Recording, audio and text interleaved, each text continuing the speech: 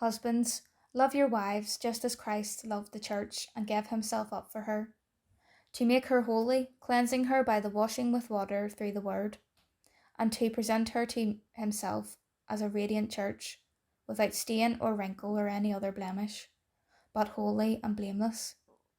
In this same way, husbands ought to love their wives as their own bodies. He who loves his wife loves himself. After all, no one ever hated their own body, but they feed and care for their body, just as Christ does the church. For we are members of his body. For this reason, a man will leave his father and mother and be united to his wife, and the two will become one flesh. This is a profound mystery, but I am talking about Christ and the church. However, each one of you also must love his wife as he loves himself, and the wife must respect her husband. To recap from yesterday, we looked at how we should submit to one another out of reverence for Christ, and also how a wife should submit to her husband because he is the head of their relationship, just as Christ is the head of the church. Today, our final passage from Ephesians chapter 5 gives instructions on how the husband should love and care for his wife.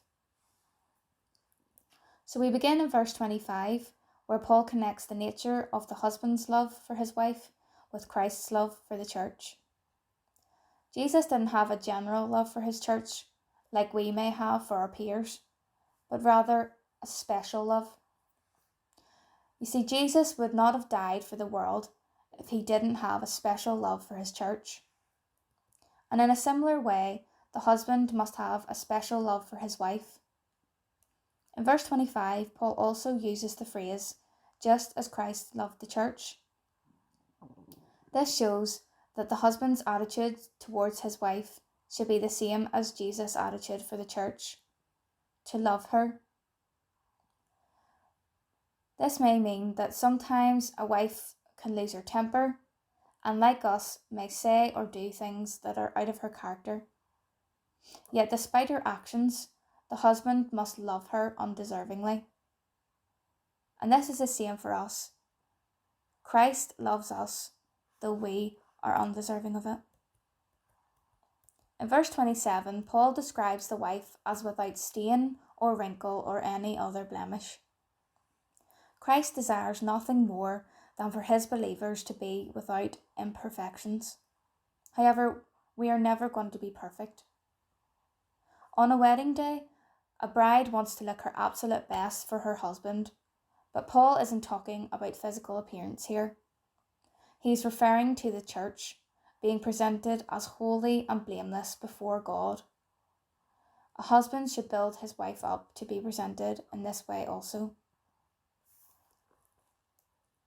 The final way a man should love his wife is in verse 28. They should love their wife as their own bodies. Paul did not say a man should love his wife in the same way they love their bodies. What he means here is they should love them because they are their body. Going right back to Genesis chapter 2:22. Then the Lord God made a woman from the rib he had taken out of the man, and he brought her to the man. The man and woman are a part of each other. Lloyd Jones said, "You cannot detach yourself from your body, so you cannot detach yourself from your wife. She is a part of you." A man must also nourish and cherish his wife as he does for his own body. In our own sense, we look after our bodies by feeding ourselves, clothing our bodies, and cleansing our bodies. And if we didn't, let's be honest, our bodies would suffer and probably become unwell. Therefore, a husband's job is to look after his body, because his wife is a part of it also. So if he nourishes and cherishes his body, he's also doing the same for his wife and her body. The passage concludes by connecting the marriage relationship with the relationship between Christ and his people. As it says, we are members of his body. And this is probably one of the most important parts of this passage. As Christians, we are members of Christ's body. We are in union with him when we accept Jesus into our heart.